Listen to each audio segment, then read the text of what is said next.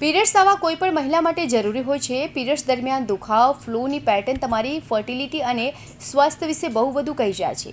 કોઈપણ મહિલાની period cycle કેટલીક વસ્તુઓથી પ્રભાવિત થાય છે, જેમાં લાઇફસ્ટાઇલ, ફૂડ, ઊંઘ સહિત અનેક ફેક્ટર્સ સામેલ છે। શું તમને ખબર છે કે માત્ર સ્ટ્રેસના કારણે પીરિયડ્સ મૂળ આવે છે, પરંતુ આનાથી દુખાવો અને ફ્લો પર અસર થાય છે। સ્ટ્રેસ પીરિયડને કેટલાક દિવસ સુધી ડિલે પણ કરી શકે છે અને તેના કારણે પીરિયડ્સ સ્કીપ પણ થઈ શકે છે। ચાલો જાણીએ। સ્ટ્રેસના કારણે પીરિયડ્સ કેટલા દિવસ સુધી ડિલે થઈ શકે?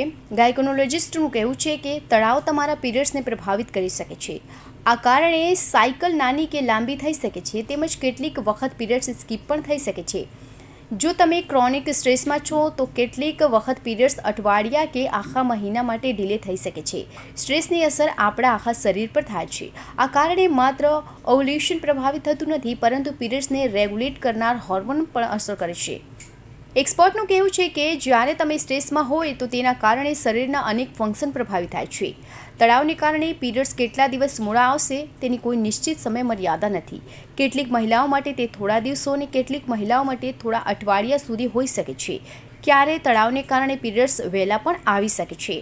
આટલું જ નહીં, પીરિયડ્સ ક્રેમ્પ્સ, ફ્લો અને PMSના કારણે પણ તણાવની અસર કરે છે।